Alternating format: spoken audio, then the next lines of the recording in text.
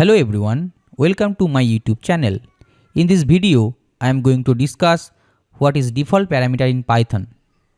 Parameter within a function definition can have default values. We can provide default value to a parameter by using assignment operators. In the function, grid has the parameter name.